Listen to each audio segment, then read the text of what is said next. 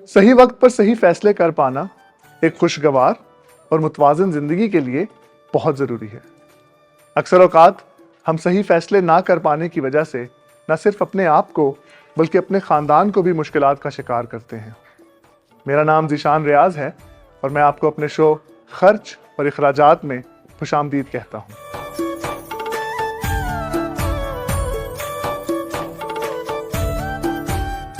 महंगाई के इस दौर में जहाँ कम आमदन वाले घर का गुजर बसर मुश्किल से हो पाता है, वहाँ अगर कमाने वाला ही एक हो तो फिर तो बहुत एहतियात और अक्लमंदी से चलने की ज़रूरत होती है। आज हमारे पास जो कहानी है वो भी एक ऐसे ही शख्स की है जहाँ भाई अब्दुल्ला अपने फैसलों की वजह से मुश्किलात का शिकार है।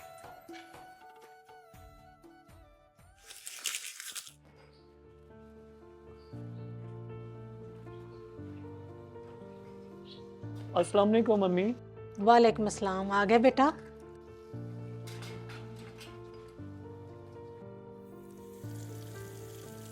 अम्मी एक कप चाय तो पिला दें।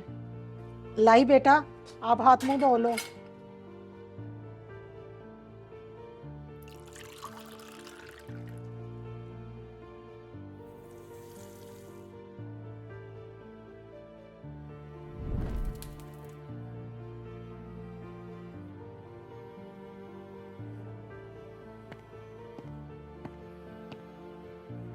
अब्दुल्ला, ये बेटे चोट कैसे लगी है पाँव पे? कुछ नहीं माँ, बस वो साइकिल चलाते हुए पैडल लगा और मैं नीचे गिर गया। ध्यान रखा करो ना बेटे, तू एक एक तो हमारा सहारा है, बाप तेरा बीमार है। मैं सोच रहा था मैं ना एक मोटरसाइकिल ले लूँ। लो जी, घर के खर्चे पूरे नहीं होते और तू चला मोटरसाइकिल लेने। पर माँ आप खुद सोचें, मोटरसाइकिल आ जाएगी तो कितनी बेहतरी होगी। मेरी सेहत भी अच्छी रहेगी, धूल मिट्टी से भी बचूंगा और मैं एक वक्त में 2 काम कर पाऊंगा। और जो उसका खर्चा होगा, किस्तें होंगी, पेट्रोल का खर्चा होगा, तू अपने लिए सोचना, हमारे लिए ना सोचना। मेरी तो जवानी भी रुल गई है, बुढ़ापा भी। पर माँ सुने तो सही। तुझे जो करना है करो, तुझे ना मेरी फिक्र है ना बाप की फिक्र है। हम मरे या जिए तुझे कौन सा फर्क पड़ता है?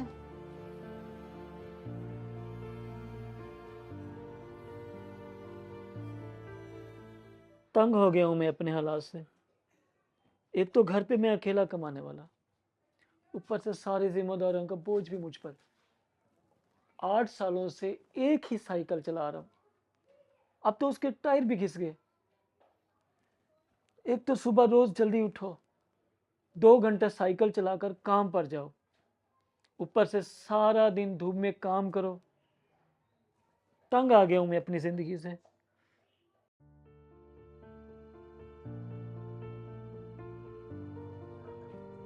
जब सारी दुनिया सो रही होती है, हमें काम पर जाना पड़ता है।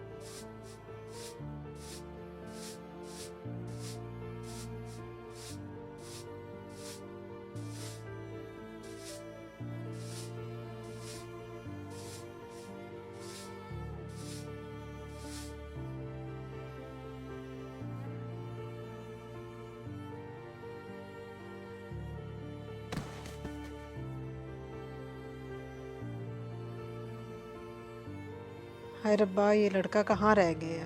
मैं कितनी परेशान हो रही हूँ।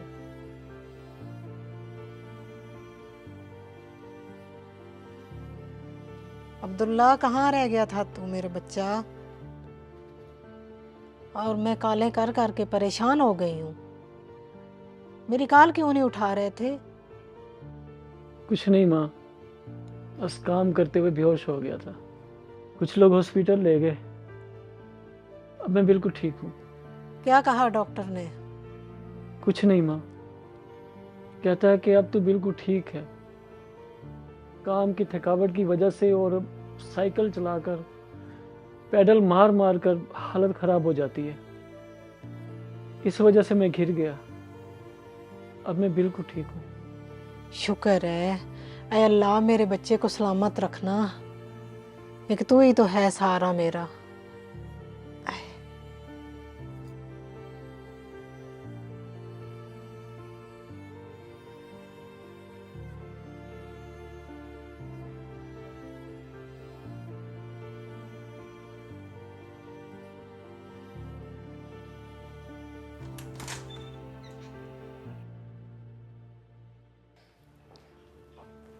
आगे बेटा, जी कैसे हो? ये मोटरसाइकिल किसकी है बाहर? घर क्यों ले आए हो आप? माँ, ये मेरी मोटरसाइकिल है, मुझे तनख्वाह मिली थी, उन पैसों से लाया हूँ। 16,000 रुपये डाउन पेमेंट की है। और देखना तू माँ, इस मोटरसाइकिल पे मैं आपको पूरा गांव घुमाऊंगा और तुझे पैदल भी नहीं जाना पड़ेगा। मुझे ये घिसी पिटी साइकिल भी नहीं चलानी पड़ेगी। इसी वजह से तो 2 महीनों से वालिद की दवाइयाँ नहीं ला रहे थे। तुझे मोटरसाइकिल जो चाहिए थी। वालिद मरता है तो मरे, इस महीने अगर दवाइयाँ ना लाई तो उनकी हालत ज़्यादा ख़राब हो जाएगी। अब चुप क्यों हो? बोलो ना। यही सोच रहे हो अगले महीने कैसे किस्त देनी है बाइक की? वालिद मरता है तो मर जाए, कोई बात नहीं, तुझे क्या फर्क पड़ना है? माँ, अब्बू की दवाइयों की टेंशन तू ना ले, मैं मजीद काम करूंगा, टाइम पे काम पे जाऊंगा और टाइम पे वापस आऊंगा। तुझे फिक्र करने की जरूरत नहीं है।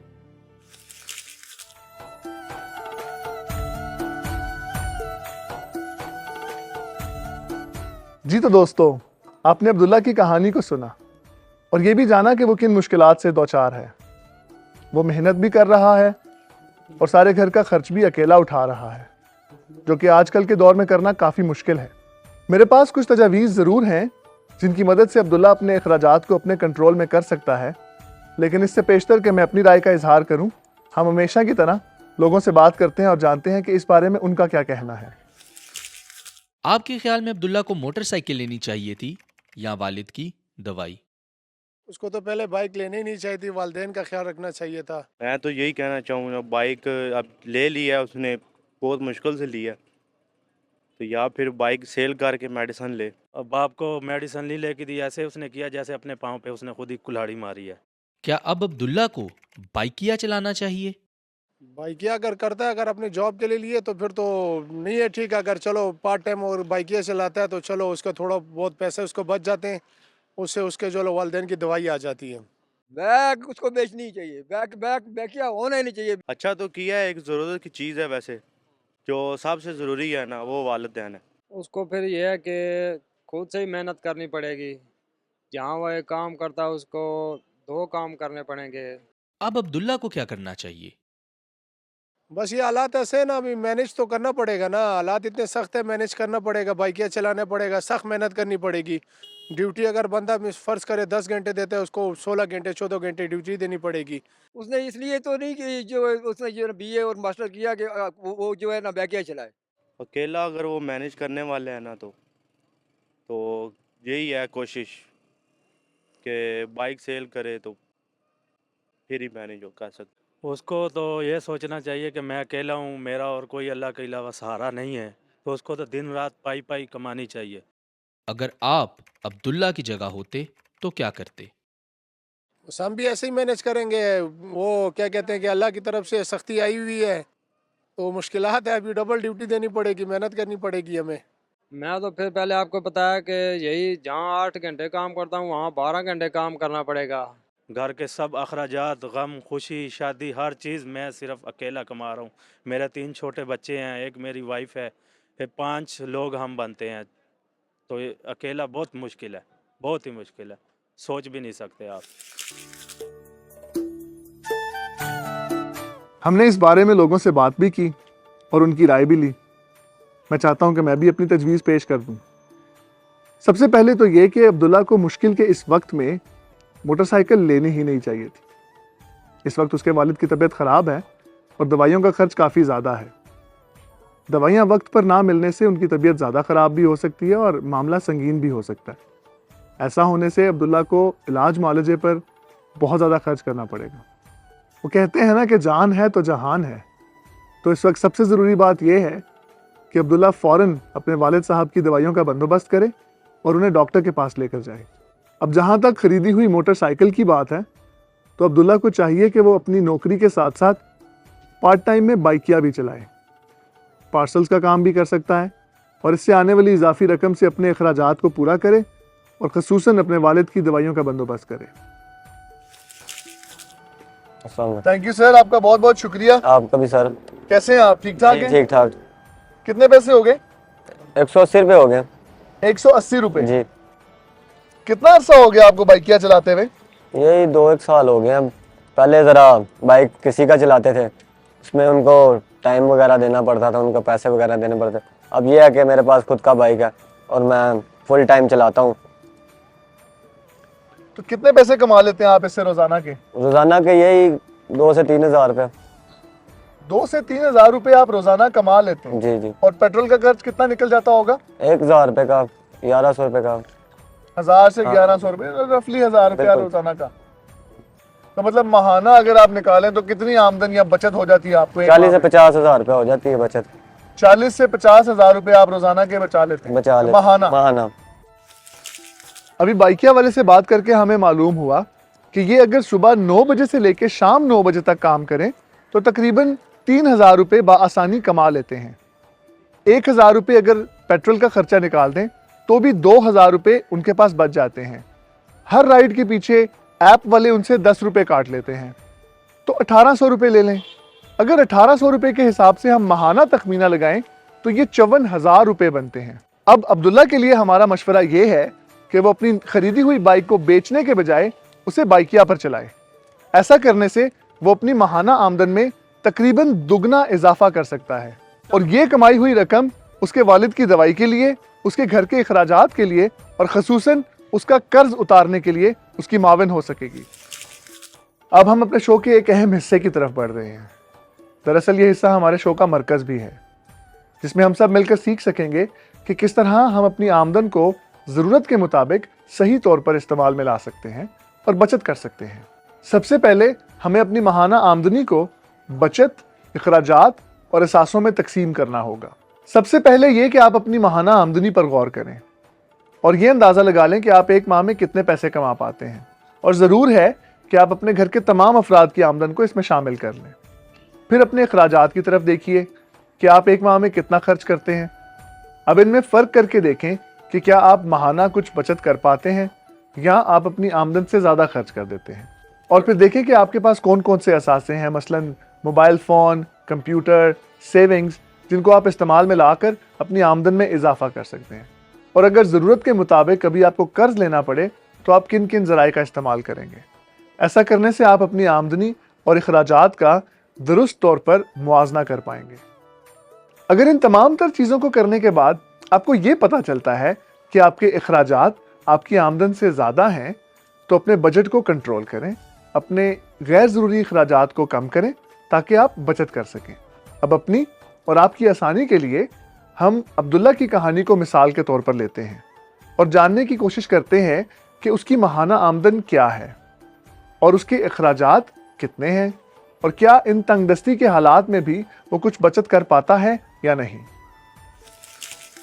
अब्दुल्ला की माहाना आमदनी है 45,000 रुपये, जिसमें से 9,000 रुपये उसके घर का किराया, तकरीबन 6,000 रुपये बिजली का बिल, तकरीबन 5,000 रुपये गैस का बिल, 12,000 रुपये उनके खाने पीने का खर्चा, जिसमें फल, सब्जियां, गोश्त, बाज़ औक़ात दालें, कुल मिला के 12,000 रुपये, 10,000 रुपये की दवाई और तकरीबन 3,000 रुपये हर माह उसके वालिद के डॉक्टर चेकअप पे लग जाता है। कुल मिला के अब्दुल्ला की माहाना आमदन 45,000 रुपये है और उसके अखराजात भी तकरीबन 45,000 रुपये के हैं। अब मसले की बात यह है कि कुछ अरसे से अब्दुल्ला ने अपने वालिद को दवाइयाँ नहीं ला कर दी, जिसकी वजह से उनकी तबीयत ज़्यादा ख़राब हो गई, क्योंकि वो पैसे बचा के वो मोटरसाइकिल लेना चाहता था। अब वो मोटरसाइकिल को बेचे तो ये उससे भी बड़ी हमाकत है। तो बेहतर ये होगा कि वो बाइकिया चलाए और अपनी आमदन में कुछ इजाफा करे। अब्दुल्ला सुबह 7 बजे से 2 बजे तक नौकरी पर होता है। अगर वो 2 बजे से लेकर 10 बजे तक बाइकिया चलाता है तो वो तकरीबन 1000 से 1200 रुपये रोज़ाना इजाफी कमा सकता है, जिससे वो अपनी माहाना आमदन में तकरीबन 30,000 रुपये का इजाफा भी कर पाएगा। आपकी मजीद मदद के लिए कुछ फॉर्म्स भी हैं जो हमारी टीम्स आप तक पहुंच जाएंगी। आप ये फॉर्म्स ऑनलाइन भी हासिल कर सकते हैं और इनकी मदद से आप अपनी आमदन और अखराजात को सही तौर पर मैनेज कर सकते हैं। नीचे दिए गए नंबर पर राब्ता करके ये फॉर्म्स हासिल करें और अपनी ज़िंदगी को आसान बनाएं। उम्मीद करते हैं कि आपको आज का एपिसोड पसंद आया होगा। मैं हूं आपका होस्ट ज़ीशान रियाज। फिर मिलेंगे एक और नई कहानी के साथ। तब तक के लिए खुदा हाफिज।